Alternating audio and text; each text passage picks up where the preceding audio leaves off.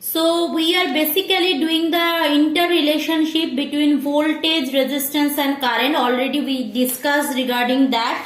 Now what? That voltage is equal to work done per unit charge. Current is equal to that Q by T. Current is equal to Q by T. Now coming for that next one, that is relationship with that voltage and resistance of the circuit and current. Remember that V equal to also V equal to IR, means resistance of the circuit and current through the circuit. So voltage is equal to resistance of the circuit and current through the circuit. Now depending on the problems, numerical problems, what is given over there, I will choose which formula I need to use. Remember that physics is maximum portion, means at least 40% of physics depends on highly that mathematical knowledge.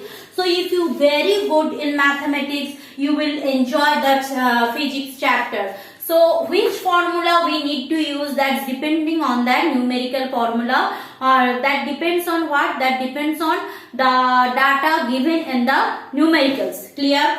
Now coming to that power. Power, we know that work done by time. We know that power is amount of work you are doing divided by time done. So already we know that V equal to W by Q. So if I going through that, we can write that W equal to V into Q. Yes or no? We can write W equal to V into Q. Okay. So if I put it over there, I will get VQ by T. Another interesting thing. We know I equal to Q by T. So from there Q what can be written? Q can be written as IT. So in place of Q if I put, I will get VIT by T. So T obviously cancel out. So I will get VI.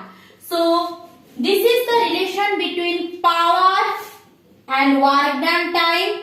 This is the relation between power and voltage, charge and time. This is also the relation between power, voltage and current. As I am saying earlier, what relation you require, that will depends on which kind of numericals is given there, what are the data provided by them, and according to that we will proceed. So this is the all relation we need to remember. Clear?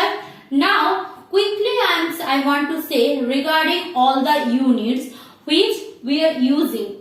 Basically here we are discussing SI unit. Basically here we will discuss SI unit. Clear? So let's see what unit is used for voltage, what unit is used for current, what unit is used for charge, time and power in case of electricity.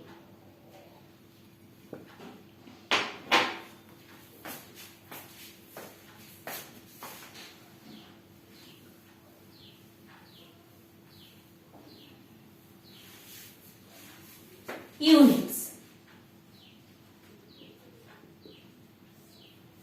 Again I am telling, few of them are just copying the PDF without seeing the video. It is my humble request. I know your tuition teachers will do everything for you, but you see the video then copy the PDF. That will be more meaningful to you. I repeat, you see the PDF then see the video then copy the PDF. That time it will more meaningful to you. So first of all, units of voltage. Okay, remember it is volt, SI unit. Unit of current, it is ampere. Unit of charge, Q, it is coulomb. Unit of charge is coulomb. Unit of work done is joule. Unit of time is second. Unit of power is watt. Unit of resistance, remember, ohm. Unit of resistance is ohm. So these are all the SI unit of those electrical quantity which we need as we are going deep to the chapter. So these all are the SI units. Remember, these all are the SI units of electrical quantity. Clear? Now we will discuss that transmission of power from the power generating station to the consumer. How power is coming from that power generating station to the consumer, that we will discuss right now. So let's go for that discussion. See, basically power generating station example I am giving, that Damodar Valley Corporation, Kolaghat Thermal Power, Tista Power Dam. So these all are some of them using hydroelectric power, some of them using thermal power to generate electricity. That is okay. But how that electricity come to my home? What is the process? That we will discuss right now. So electric power is generated at the power generating station, which are usually located very far away from us. At the generating station, the electric power generated at 11 kilovolt. So let's rub the board first. I will show you a slide also that will help you a lot. But before that, let's do it is a little bit. I will show you a slide also. I am having a slide. So first of all, suppose this is power generating station.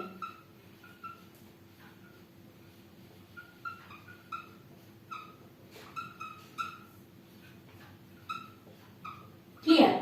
So this is the power generating station where the electricity generated at the range of what? Electricity basically generated at the range of, if I am not wrong, that is 11 kilovolt range. So big, 11 kilovolt range electricity generated or voltage generated. So it is basically alternating current. It has frequency 50 Hz. Clear? The voltage power generated at the generating station is first raised from 11 kilovolt to 130 kilovolt. Now first I am getting 11 kilovolt. Now by using one instrument, I am raising the current 11 kilovolt to 132 kilovolt. I am raising the power from 11 kilovolt to 130 kilovolt. I repeat, at the beginning I am not taking 130 kilovolt, 132 kilovolt. We are getting basically 11 at the order of 11 kilovolt, and from 11 kilovolt we are getting 130 kilovolt. Why we are doing so? Because if at the beginning I am taking this one, so all the instruments are not using this huge power, so extra power will lost. So as per my requirement, I will generate 132 kilovolt, and as per my requirement, I will take 11 kilovolt. Clear? So that will minimize the cost of production. That's why. So 130 kilovolt generated from 11 kilovolt. This is done in the power generating station.